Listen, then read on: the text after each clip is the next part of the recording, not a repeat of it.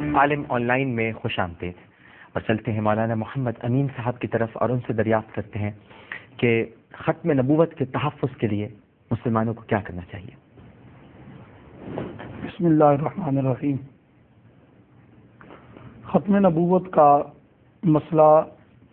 اجماعی ہے۔ اس میں مسلمان فرقوں میں کوئی فرقہ بھی ایسا نہیں ہے کہ جو اس مسئلے میں اختلاف رکھتا ہو کہ نبی کریم صلی اللہ علیہ وسلم نبی آخر الزمان تھے، اور ان کے بعد کسی قسم کا کوئی بھی دعوی نبوت کرنے والا نبی نہیں ہو سکتا، بلکہ وہ جھوٹا ہے اور کذاب ہے۔ اور یہ ختم نبوت کا مسئلہ قرآن و سنت کے نص قطعی سے ثابت ہے۔ قرآن کریم کی تقریباً 100 آیات کریمہ نبی کریم صلی اللہ علیہ وسلم کی ختم نبوت کے اوپر جو ہے وہ دلالت کرتی ہیں، اور احادیث کا تقریباً 200 احادیث کا ذخیرہ جو ہے وہ نبی کریم صلی اللہ علیہ وسلم کی ختم نبوت کے اوپر جو ہے وہ دلالت کرتا ہے۔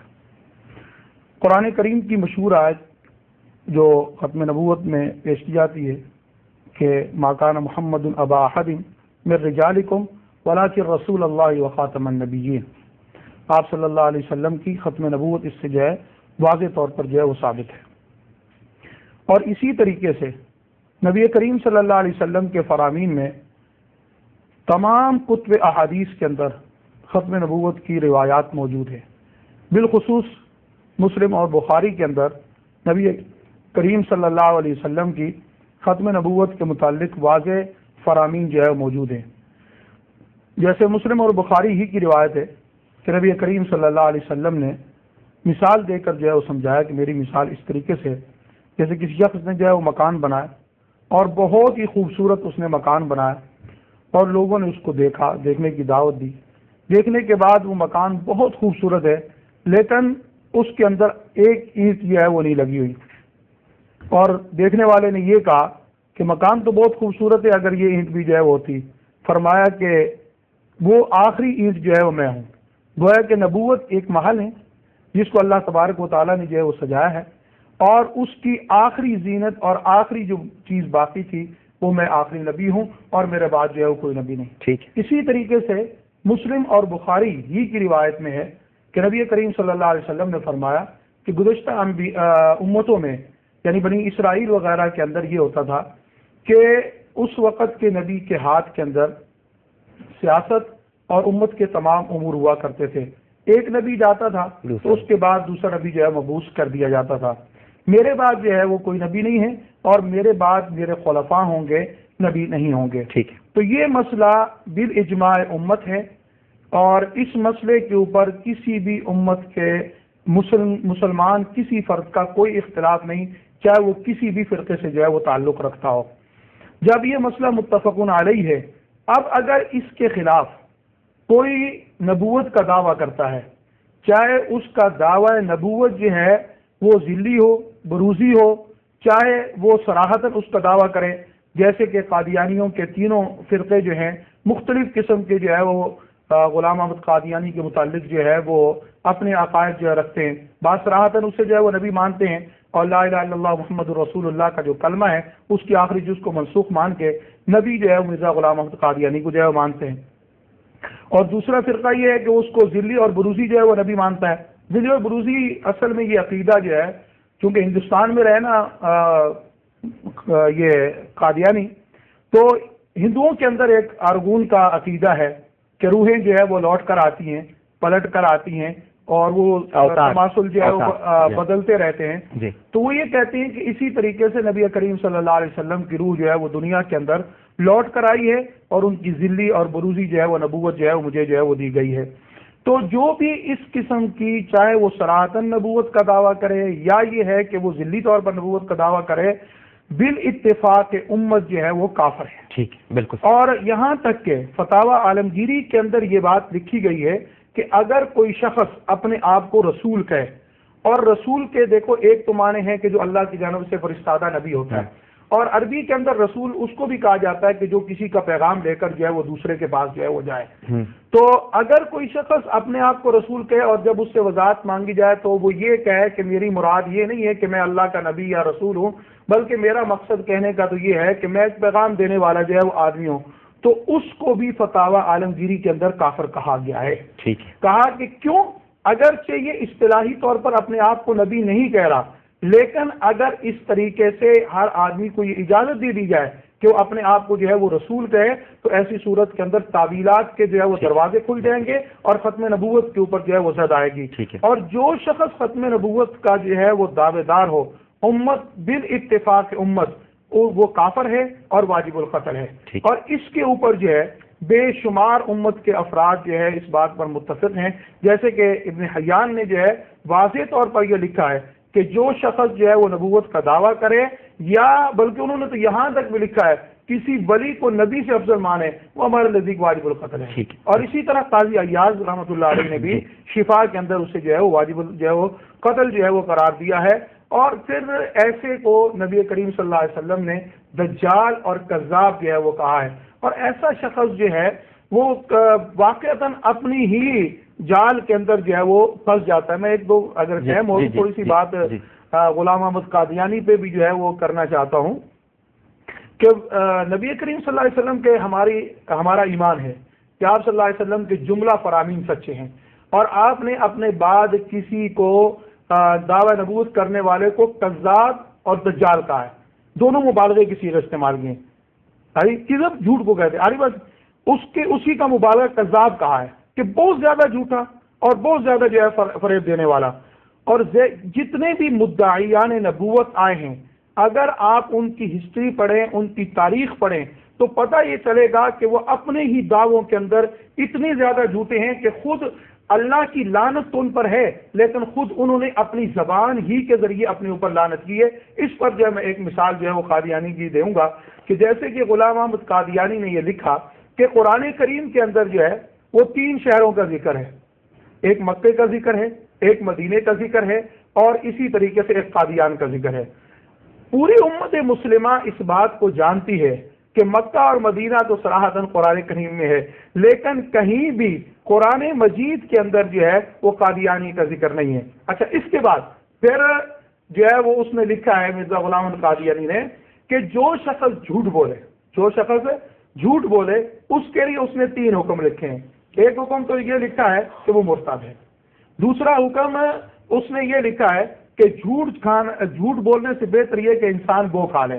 یعنی گو کھانے جتنا ابتر ہے اتنا جھوٹ بولنے والا ابتر ہے۔ تیسرا یہ لکھا ہے کہ جھوٹ تو وہ بھی نہیں بولتا کہ جو کنجر ہوتا ہے، آگے صراحت میں لکھا ہے یعنی ولد الزنا، جو حرامی ہوتا ہے وہ بھی جو ہے وہ جھوٹ نہیں بولتا۔ تو یہ 3 حکم اس نے گویا کہ جھوٹے کے لیے لکھے ہیں، یا وہ ولد الزنا ہے یا وہ مرتد ہے۔ آری بات میں تو ظاہری سی بات ہے کہ موصوف نے خود بھی جو ہے وہ جھوٹ بولا ہے، اور یہ کہا کہ قرآن کریم کے اندر جو ہے وہ قادیان کا ذکر ہے، اور پورے قرآن کریم کے اندر کہیں بھی قادیان کا ذکر نہیں ہے۔ تو موصوف نے خود اپنے آپ کو تینوں چیزیں کہہ دیں جی، جی شہیدی صاحب۔ بسم اللہ الرحمن الرحیم۔ یہ جو ختم النبوت کا مسئلہ ہے، تاریخی اعتبار سے اگر دیکھیں تو نبی کریم کی رسالت مآب کی رحلت کے بعد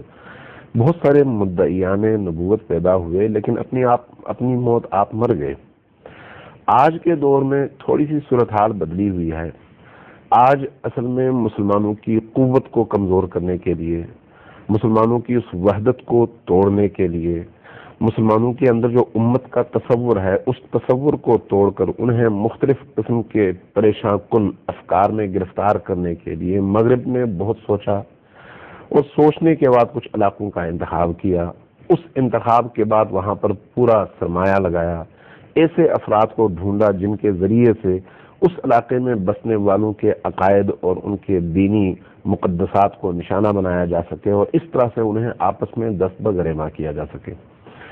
قادیانیوں کا جہاں تک تعلق ہے، جس طرح سے ایران میں ہوا، محمد علی باب کو اٹھایا گیا، اسی طرح سے بعض اور علاقوں میں، تو برصغیر میں چونکہ یہاں پر مسلمان جذباتی ہیں اور دین سے ان کی اٹیچمنٹ معقولیت سے زیادہ جو ہے جذباتیت کی حد تک موجود ہے، اس لیے اس کا استحصال کرنے کے لیے ایسے فرد کو اٹھایا گیا جو ان کا اپنا گماشتہ تھا۔ ان سے پیسے لیتا تھا اور مسلمانوں کے اندر اختلاف کا بیج اس نے بویا۔ بہرحال یہ عقیدے سے زیادہ سیاسی مسئلہ میں اس کو سمجھتا ہوں، چونکہ عقیدتی حوالے سے تو جب جیسے مولانا نے فرمایا کہ خاتم النبیین جب آپ کہتے ہیں تو خاتم اصل میں انگوٹھی کو کہا جاتا ہے، اور پرانے زمانوں میں جو خطوط لکھے جاتے تھے حکمرانوں کی طرف سے اس کے اوپر انگوٹھی کی مہر لگتی تھی۔ خاتم النبیین کو خاتم اسی لیے کہا گیا کہ نبوت کے آخری سردار نبی کریم ہیں اور تمام تر فضائل کا مرقع اور مجموعہ ہے، اور ان کے بعد یہ باب بند ہو چکا ہے اور مہر لگ چکی ہے۔ اب جو بھی اس طرح کا کوئی دعویٰ کرے گا وہ کذاب بھی ہے اور واجب القتل بھی ہے تمام امت مسلمہ کے مستند علماء کی نظر میں۔ اس میں کوئی بحث اور کوئی گفتگو کی گنجائش ہے ہی نہیں کہ آپ اس میں عقیدتی بحث کریں کہ کیسے ہو سکتا ہے اور کیسے نہیں ہو سکتا۔ یہ ایک بالکل صراحتاً ایسی بات ہے جس پر سب نے مہر لگائی ہے، لیکن ہے یہ مسئلہ سیاسی، چونکہ انگلینڈ نے انگریزوں نے یہ کوشش کی کہ امت مسلمہ کو تقسیم کیا جائے، تو اس کے لیے پھر انہوں نے برصغیر کا انتخاب کیا۔ اب برصغیر کے لوگوں میں چونکہ پڑھائی اور تعلیم کا معیار کم تھا، اور جہاں پر تعلیم نہ ہو وہاں پر گمراہ کن پروپیگنڈے زیادہ اثر انداز ہوتے ہیں، لیکن اس کے مقابلے میں یہ ہماری خوش قسمتی ہے کہ مختلف مسالک آپس کے چھوٹے چھوٹے فروعی اختلافات کے باوجود سب نے اس بنیادی ترین مسئلے پر توجہ دی، اس لیے کہ جب ختم الرسل اور ختم نبوت کے مسئلے کو متنازع بنا دیا جائے تو پھر اسلام کی جڑیں ہل جاتی ہیں، اس لیے کہ اسلام قائم ہی نبی کریم صلی اللہ علیہ وآلہ وسلم کی نبوت پر ہے۔ ٹھیک ہے، تو اگر اس مسئلے کو متنازع بنا دیا جائے تو پھر جڑیں ہل جاتی ہیں۔ آپ اس کی مثالیں آج بھی دیکھ رہے ہیں، اس زمانے میں جعلی نبی بنا کے بھیجے گئے یا ہادی بنا کے بھیجے گئے، اور آج جو ہے نبی کریم کے نعوذ باللہ کارٹون شائع کیے جاتے ہیں، قرآن کریم کی توہین کی جاتی ہے، اور یہ سلسلہ اسی کا تسلسل ہے، یقینی طور پر اسی کا تسلسل ہے۔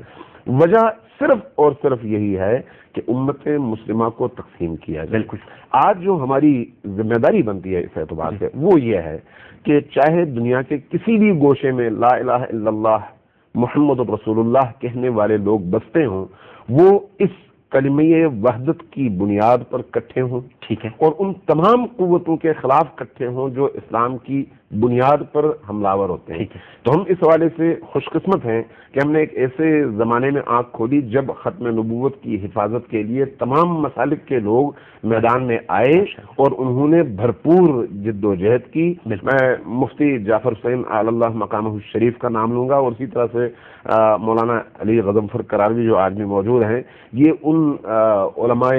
تشیع کے سرخیل تھے اس دور میں جنہوں نے باقی تمام مسالک کے دیوبند اور بریلویت کے علماء کے ساتھ مل کر اس فتنے کو توڑنے اور اس فتنے کے خاتمے کے لیے پوری جدوجہد کی، اور اس کا ثمر آج ہم دیکھتے ہیں کہ پاکستان کے اندر نبی کریم کا عشق اور محبت پوری طرح سے معزز ہے۔ الحمدللہ الحمدللہ۔ میں بہت شکر گزار ہوں مولانا محمد امین صاحب آپ کا اور مولانا محمد امین شہیدی صاحب آپ کا، آپ دونوں شخصیات عالم آن لائن تشریف لائیں۔ ناظرین، اس کے ساتھ ہی عالم آن لائن کا وقت اپنے اختتام کو پہنچتا ہے۔ جب جب تحریک تحفظ ختم نبوت کا ذکر ہوگا، جیسے کہ اکابر علماء کے نام شہیدی صاحب نے لیے، یقیناً مولانا امین صاحب بھی جانتے ہوں گے، بڑے بڑے نام ہیں اہل سنت مکتبہ فکر سے بھی، لیکن ایک نام ضرور لیا جاتا رہے گا، اور لوگوں کو یاد آئیں گے وہ مناظر جب ایک شخص عشاء کی نماز کے بعد تقریر شروع کرتا تھا تو فجر تک اس کا خطاب جاری رہتا تھا، اور لوگ تلاش کرتے تھے اس میں حکمت کے موتی۔ امیر شریعت حضرت مولانا سید عطا اللہ شاہ بخاری علیہ رحمہ، ان کے خطاب سے ایک اقتباس آپ کی نظر کر رہا ہوں اور یہیں پر گفتگو تمام ہوگی۔ آپ فرماتے ہیں کہ تصویر کا ایک رخ تو یہ ہے کہ مرزا غلام احمد قادیانی میں یہ کمزوریاں اور عیوب تھے، اس کے نقوش میں توازن نہ تھا، قد و قامت میں تناسب نہ تھا، اخلاق کا جنازہ تھا، کریکٹر کی موت تھی، سچ کبھی نہ بولتا تھا، معاملات کا درست نہ تھا، بات کا پکا نہ تھا، بزدل اور ٹوڈی تھا۔ تقریر و تحریر ایسی ہے کہ پڑھ کر متلی ہونے لگتی ہے، لیکن میں آپ سے عرض کرتا ہوں کہ اگر اس میں کوئی کمزوری نہ بھی ہوتی، وہ مجسمہ حسن و جمال ہوتا، قوا میں تناسب ہوتا، چھاتی 45 انچ کی، کمر ایسی کہ CID کو بھی پتہ نہ چلتا، بہادر بھی ہوتا، مرد میدان ہوتا، کیریکٹر کا آفتاب اور خاندان کا مہتاب ہوتا، شاعر ہوتا، فردوسی وقت ہوتا، ابو الفضل اس کا پانی بھرتا، خیام اس کی چاکری کرتا، غالب اس کا وظیفہ خوار ہوتا، انگریزی کا شیکسپیئر اور اردو کا ابو الکلام ہوتا، پھر نبوت کا دعویٰ کرتا، تو کیا ہم اسے نبی مان لیتے؟ میں تو کہتا ہوں کہ اگر سیدنا علی رضی اللہ تعالی عنہ دعویٰ کرتے کہ جسے تلوار حق نے دی اور بیٹی نبی نے دی، سیدنا ابو بکر صدیق رضی اللہ تعالی عنہ، سیدنا فاروق اعظم رضی اللہ تعالی عنہ اور سیدنا عثمان غنی رضی اللہ تعالی عنہ بھی دعویٰ کرتے، تو کیا بخاری انہیں نبی مان لیتا؟ نہیں، اور ہرگز نہیں۔ میاں صلی اللہ علیہ وآلہ وسلم کی بات کائنات میں کوئی ایسا انسان نہیں جو تخت نبوت پر سج سکے اور تاج امامت و رسالت جس کے سر پر ناز کرے۔ اس اقتباس کے ساتھ ہی اللہم صلی علی سیدنا و مولانا محمد وعلی آلہ وصحبہ وبارک وسلم وصلی علیہ۔ عالم آن لائن سے عامر لیاقت حسین کو اجازت دیجیے، ملتے ہیں آپ سے سحر میں انشاءاللہ اس اپنے پن کے ساتھ کہ اپنا بہت خیال رکھیے گا۔ اللہ حافظ۔